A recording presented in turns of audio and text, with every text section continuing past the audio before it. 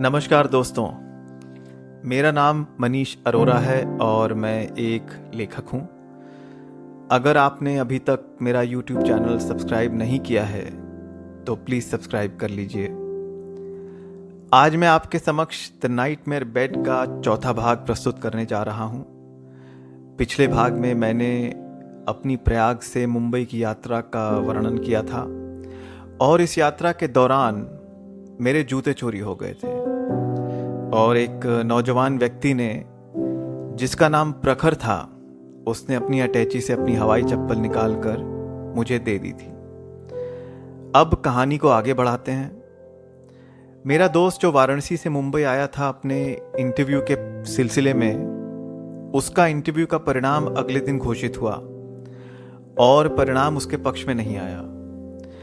शाम को होटल में हम दोनों शांति से चाय पी रहे थे और हम दोनों इस बात को लेकर काफी दुखी थे।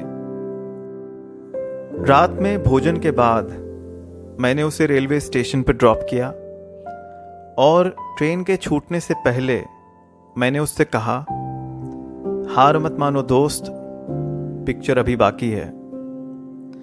उसे छोड़ने के बाद जब मैं रात में अपने होटल के कमरे में आया तो मुझे काफी अकेलापन सा महसूस हुआ। कुछ सूझ नहीं रहा था। बस यही सोचता रहा कि शायद कुछ दिन और होटल में गुजारने पड़ेंगे। अगले दिन सुबह लोकल ट्रेन में जब मैंने अपने बैग के अंदर की स्लीव को पेन निकालने के लिए टटोला तो एक छोटी सी डायरी मेरे हाथ लगी। उसके पन्ने जब पलटने लगा तो डायरी के अंतिम पेज पर प्रखर का एड्रेस और फोन नंबर लिखा था।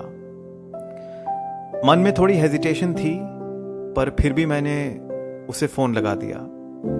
फोन की घंटी बजती रही और मैं सोचता रहा कि शायद उसे अब याद नहीं होगा, क्योंकि 4 से 5 महीने बीत चुके हैं। मन में इस बात का भी एहसास हुआ कि मैंने प्रखर से इन बीते महीनों में कभी बात करने की कोशिश नहीं की और फिर इस बात का प्रण लिया कि भविष्य में ऐसा कभी नहीं करूंगा। जब फोन किसी ने नहीं उठाया तो मुझे लगा कि अब शायद ऑफिस में ही किसी से मदद मांगनी पड़ेगी और फिर दिमाग में उन लोगों के चेहरे आने लगे जिन्हें मैं जानता था और इन 3-4 महीनों में उन लोगों से मेरी थोड़ी सी रिलेशनशिप बन गई थी। अभी मैं ये सोच ही रहा था कि मेरे फ़ोन की घंटी बजी और उस पर प्रखर का नंबर फ्लैश होने लगा। मुस्कुराते हुए मैंने फ़ोन उठाया और उसका हालचाल पूछा। प्रखर ने मजाक में मुझसे कहा कि सर, मेरी हवाई चप्पल लौटा दो अगर आपका काम हो गया हो तो।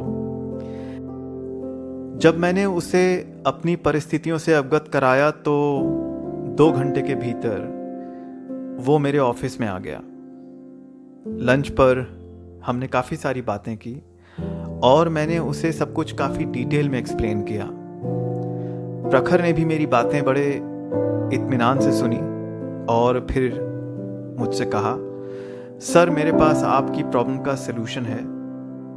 मेरे कुछ ऐसे रिश्तेदार हैं जो रियल एस्टेट के बिजनेस में हैं, तो आप मेरे साथ चलो। और कुछ देर के बाद हम दोनों लोकल ट्रेन में वाशी की तरफ प्रस्थान करने लगे। इसके बाद कुछ घंटे बीते और रात में हम दोनों एक फुली फर्निश्ड घर के डाइनिंग रूम में एक साथ डिनर कर रहे थे। मैंने प्रखर को धन्यवाद दिया और कहा कि दोस्त, अगर तुम नहीं होते तो शायद मेरा पता नहीं क्या होता। प्रखर ने मुस्कुराते हुए मुझसे कहा कि सर, अगर मैं नहीं होता तो कोई और होता। उसकी आंखों में जो चमक थी उसे देखकर मैंने उससे वो सवाल पूछा जिस सवाल से मैं काफी दिनों से जूझ रहा था। मैंने उससे पूछा, प्रखर, ट्रेन में तो बहुत सारे लोग थे, पर ऐसा क्या हुआ कि तुमने आगे बढ़कर मेरी मदद की और अपनी हवाई चप्पल मुझे दे दी? प्रखर थोड़ी देर शांत रहा और फिर उसने मुझे एक जवाब दिया। उसने कहा, सर, शायद कोई पुराना हिसाब बाकी हो। इतना बोल के वो घर से चला गया। और आज भी मुझे उसकी ये सारी बातें याद आती हैं। आज भी मुझे ऐसा महसूस होता है कि जैसे उसके शब्दों में कुछ और भी छुपा था। मेरी लाइफ फिर से सामान्य होने लगी थी। सुबह से शाम तक ऑफिस और रात में थक हार कर घर में सो जाना। पर इतना ज़रूर है कि एक फुली फर्निश्ड घर में रहने से लाइफ काफ़ी कंफर्टेबल हो गई थी। घर में 2 बेडरूम थे और मैं अकेला रहता था। 1 महीना कब बीत गया कुछ पता ही नहीं चला। पर फिर एक रात बड़ी अजीब सी बात हुई। रात में एक अजीब सी आवाज़ सुनाई दी और उस क्षण ऐसा लगा जैसे किसी ने मुझे पुकारा हो। जब मैंने आंख खोली तो देखा कि घर के दूसरे कमरे की लाइट ऑन है। पहले मैंने यही सोचा कि शायद सोने से पहले मुझसे ही गलती हो गई हो और मैंने ही लाइट बंद ना की हो। मैं अपने बिस्तर से उठा और जब दूसरे कमरे में गया तो देखा कि ज़मीन पर नमक का डिब्बा पड़ा हुआ है और उसके साइड में कुछ बर्तन रखे हुए थे। ऐसा प्रतीत हो रहा था जैसे कोई खाना खाने बैठा हो। मुझे थोड़ी सी घबराहट हुई और थोड़ा सा डर लगने लगा। ये क्या चल रहा है मेरी लाइफ में मेरे साथ, मैंने सोचा। फिर मन में मैंने हनुमान चालीसा पढ़ी और अपनी जगह पर खड़ा रहा। उन पलों में मैंने बहुत कोशिश की अपने आप को समझाने की कि शायद मुझसे ही भूल हुई होगी और गलती से मैंने ही वो नमक का डिब्बा और कुछ बर्तन उस कमरे में ज़मीन पे छोड़ दिए होंगे। पर मेरे दिमाग ने इस बात को मानने से पूर्ण तरह से इनकार कर दिया। मैंने अपनी घड़ी की तरफ देखा। रात के 3 बजे थे। मैंने चुपचाप उस रूम का दरवाज़ा बंद किया और अपने रूम में आ गया। मुझे आज भी याद है कि उस रात मुझे नींद नहीं आई। सुबह जब उठा तो थोड़ी देर तक अपने बिस्तर पर ही लेटा रहा और सोचता रहा कि शायद I am dealing with something that I can't explain to myself and perhaps to anyone else.